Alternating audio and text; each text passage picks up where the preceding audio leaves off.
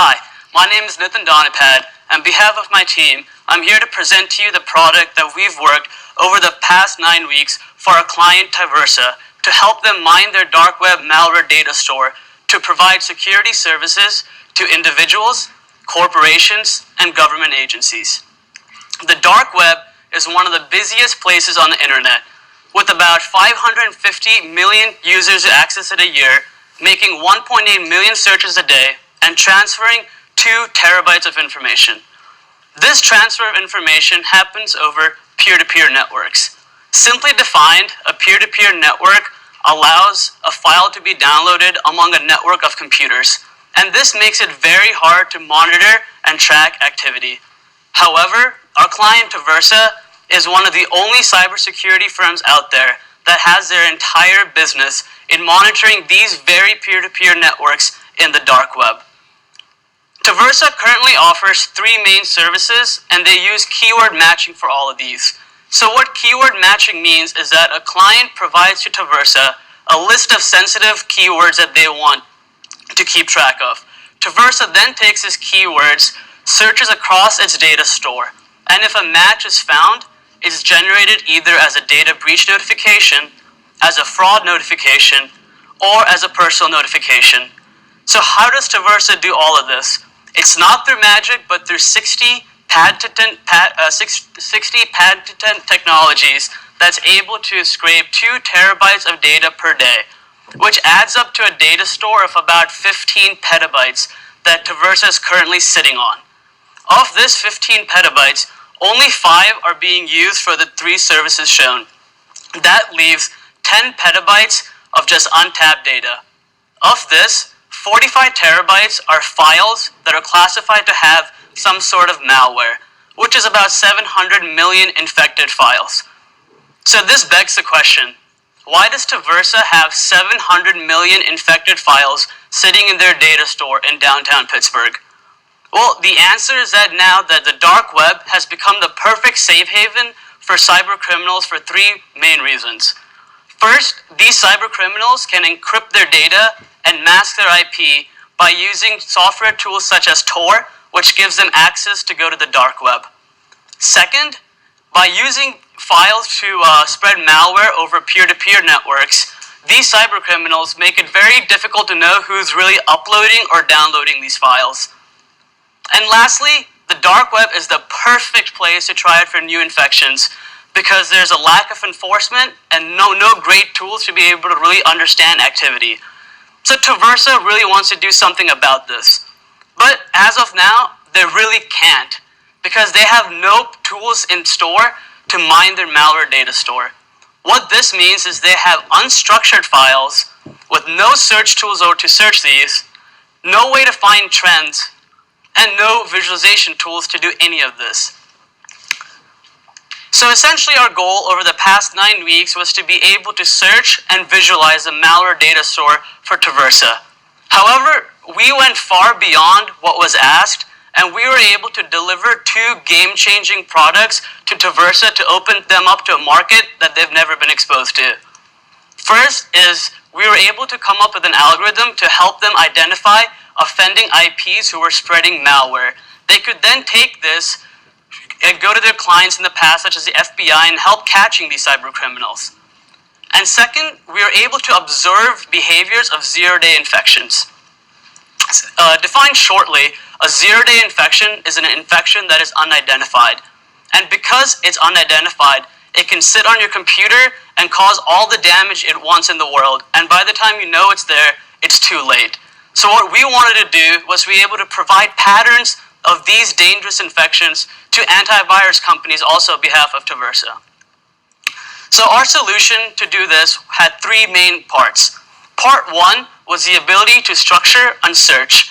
We were given 150 gigabyte metadata, and it took, when we first cut it, about a 15-minute search for a simple query. So we knew right away the first goal was to optimize query response. We did that through 4 primary techniques. We indexed on all searchable fields. We then normalized by reorganizing these tables. We partitioned on the basis on the most frequently accessed fields. And lastly, we pre-computed important statistics for quick retrieval later when needed. What this translated to was that we were able to take the query time of 15 minutes and be able to bring it down to a few seconds for any complex search possible. Now, having the ability to search lends us the ability to look at data trends. And there were three main parts for this. We first wanted to analyze field patterns. We wanted to take this data and dig it deeper to a geographic and locational basis, as well as a temporal and date-wise, to see if you can really get trends even at these micro levels. And second, we were able to develop an auto-detection system that detects unusual user behavior. Our system runs periodical statistical tests for outliers and noticeable variances and computes thresholds of what is unusual. And lastly, and truly the most unique part of what we were able to do, is that we were able to come up with an algorithm that was able to correlate and classify these offending IPs' behavior in the dark web. Let me spend a few more minutes explaining our algorithm. Our algorithm has three main components to it. The first step was for each IP in our data store, we computed a similarity value to all other IPs. And this similarity value was based on 6 factors, which I'm going to highlight on the next slide. Second, we store the top similar values and update these values every 24 hours so that we can retrieve these when we want, how we want it. And lastly, from this, we're able to use the ratios derived from our similarity score to be able to classify 3 types of offending IPs. So these were the 6 similarity factors that we used in our analysis. The 3 on the left are ratios of unique infections with respect to SHA-1, which is a unique hash code given for every file with unique files and unique file names. We then had 2 similarity indexes for each IP. We calculated the geographic distance with all other IPs, and we were also able to come up with a similarity matrix to determine the similarity of infection patterns of 2 IPs. And we also had a relative count of file count. Putting this together, we were able to get 3 types of offending IPs that we were able to classify and bucket. First, we called the high volume offenders. These offenders spread many infections through many files. Type 2 are your target offenders. These offenders spread many files with different file names, but with specific infections. So these offenders are very deliberate in what they're doing. And third are what we call the deceiving offenders. These offenders spread identical files, but using file names to attract large amounts of downloads and get their malware to as many hands as possible. Putting this all together is this equation you see behind me. The first 3 ratios are essentially the 3 ratios we use to come up with our 3 buckets of classification.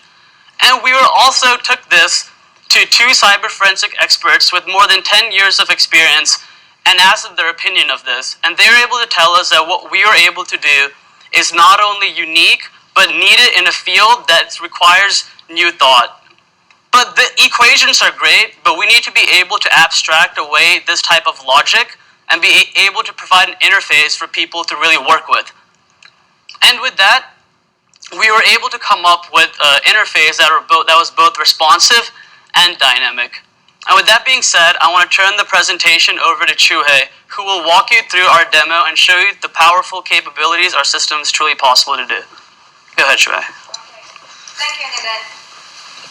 Everyone, today I will be in the role of Tiversa analyst to give you this demonstration. The first page here you see is the Tiversa dashboard. There are 2 main components here, the warning list and the live stream. Let's start with the live stream to see what's going on right now. The stream here uses historical data from our database to provide a live view of the data being scraped by Tiversa. Let me hover here. So it pauses. And I can see that this activity is coming from Russia Federation Moscow. It is using a certain port to spread a file containing the Trojan virus. Now, I should go back to the warning list to do some serious monitoring. The warning list here is developed by our auto detection system. There are 3 types of reasons that will make the clients appear on this list. File count increase, infection type increase, and SHA-1 increase. Here, I can see that the Department of Homeland Security has both the file count and infection type increase warning. Then I have to investigate this on behalf of the DHS to see what happens. This investigation page shows the US malware distribution map for the past week. Within the IP block provided by DHS, it is obvious that Pennsylvania has the darkest color. It has 21,562 infected files. Looking at this high-level map is not enough. I can then refer to this line graph here. It is clear that the rise of infected file count is from August 23rd to 26th. This is definitely an alarming rise that I should do more digging. Using the search panel here to input the date, which is 23rd to 26th in this case, then we choose the target client. In this demo is the Department of Homeland Security. M1 condition is the concerning state, Pennsylvania. And then I can see what I can get. The search result first provides me of an infected IP list. The table here shows IPs within Pennsylvania that have the most infected files, the types of infections those files contain, the ports and user agents Tiversa are using to download those files. Moving on, I can see this pie chart here, with the infection backdoor taking up a large portion of 87%. I surely want to search more, all the files containing this backdoor infection to understand the detail. What I get here is the list of files on the basics of SHA-1 infected by backdoor. On the second column here means that this SHA-1 has been spreaded 887 times, significantly higher than the others. Let me see the detail of this SHA-1. The pop-up window I get here is the table shows all the names that this file has used over time, meaning using different names to attract people to download the same file. It is quite deceiving. Knowing the file is not the end, finding out which IPs are spreading this malware can get us further. I can select all the SHA-1s and trace them across the whole Tiversa database, then generate the offending IP list. In this page, the offending IP list I get is ranked based on the number of infected files. When I look at the first one, this IP is spreading a large amount of files, but very few are unique. And it is spreading the same infection through all of them. This is the behavior of a target offending IP. And I want to find out if I can provide the DHS other similar IPs. Let me go to the details to understand more of this offending IP. On this page, the left side is the line chart describes the amount of files, SHA-1, file name count, and infection type count, all for this particular IP. The sudden rise in file count started from February this year and hit the peak during April and August. On the right side, I can see there are 3 different ratio scores used in our scoring calculation to indicate the types of offending IP. Since I've found and seen the analysis of this offending IP, why not dig deeper to find its potential partners in crime? Whoa, it did have a lot of suspicious conspirators. The list here is ranked based on the similarity scores. The first one I see here has the highest score with 95% of similarity. There's no way I should stop here. The comparison must be conducted to find out the true reasons about these high scores. I noticed that the similar IP here on the right side has a very similar distribution pattern as the original one. However, this similar IP was active exactly the days in which the original IP wasn't. The current one just appears right after the similar one, meaning the similar IP stopped right at where the current IP picked up. Moving on, I see that these IPs have very similar ratios as well. But the time I can confirm that our algorithm works is when I finally look at their locations. They're very close to each other. Through this analysis, I can summarize in two implications. First, these two offending IPs could actually be the same, which indicates this is an IP shift. This is highly possible that two IPs are operated by the same offender. It is important to understand this because it can help the DHS keep monitoring this IP and all other similar ones, or even make a track record of them. Second, this correlating IP behavior suggests that these are two distinct offending IPs and are working together to intentionally spread malware to the United States, meaning the DHS are dealing with a potential hacker organization. This demo so far has highlighted the Tiversa interface with Bill, and my role has come to an end, but not the demo. We want to briefly showcase one of our products for Tiversa's client, and we will present you the global attack map.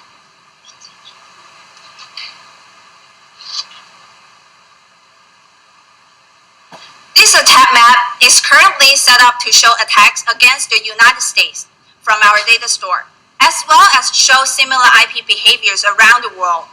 But it can be connected to Tiversa's live database and to be set up to display information only relating to their client IP block. Take your attention to the circles, squares, and triangles in our attack map. Each of these represents the three types of offending IPs. From this page, the client can access a dedicated dashboard for further analysis to message Tiversa as well as to get preventive care information. Now let's go back to Nathan. He will discuss our zero-day analysis and has the final remarks. Thank you for that, Shui. Another feature we want to be able to showcase is we were able to go back in our database and find zero-day infections, meaning we can take a known infection, trace it to its origins to when it was unidentified by our database. And if we do find an unidentified result, we can then generate that infection's behavioral pattern as well as tendencies from the point that it was undefined to the point that it was defined. And we can take this kind of information and provide it to antivirus companies such as Norton and McAfee so they can identify these infections earlier and be able to protect citizens. In a concluding fashion, I want to be able to overview our 6 main capabilities that we were able to showcase to you. We were able to develop an auto detection system to check for unusual behavior in data. We were able to identify similar behavior among IPs with our custom algorithm. We were able to identify potential offending IPs and classify them. We were able to trace zero-day infections, provide a live map, and provide interfaces to do all of this. We were able to take this to Tiversa, and they were very excited with what we were able to provide, and we were able to share these 5 preliminary numbers given. They believe our application can capture 30% of the market share, be deployable in just under 60 months, have the potential to reach out, 60 days, not months, potential to reach out to 200,000 users, reduce operational costs by nearly a half, and most proudly for us is give them a base for future products and services. With that, I want to thank you for listening to this presentation, and we're going to come up here and we're welcome to field any questions you have about this.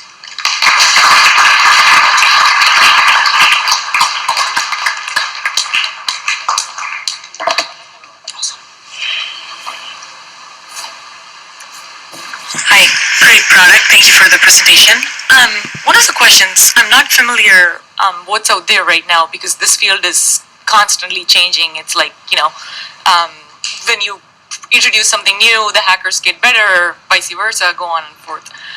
But do they do IP masking? So like change their IP address or like instead of static IP, go into dynamic IP? So even though you can detect the IP, but they're just masking it. So how would you find out? So that's where we take Tiversa. So Tiversa is able to have that 60 patented technologies that makes them different from every other company that scrapes data. And part of the 60 patent technology is able to truly identify this IP, so we know what we have up there is what's really going on. And that they're using the peer-to-peer to do that? Yeah. Okay, got it. Okay, that makes more sense now. All right. You mentioned taking 30% market share. Who has it now, and what's the benefit of your product over there? So right now, one of the competitors out there is McAfee. But what they're not able to provide to them is all of this interfaces and this analysis and hands-on tools that we were able to develop in just 9 weeks. So ultimate goal with this project was to also take this to Tiversa, let them connect it up to their live databases, and start trying out even more malware types and infections, and test our algorithms and be able to provide a competitive edge over companies such as McAfee. But you also listed McAfee as a potential customer. Yeah, so how does that work? because those are two little different services, because we want to provide to them even zero-day infections, because our database, our data store relies on Norton and McAfee for now to identify the infection.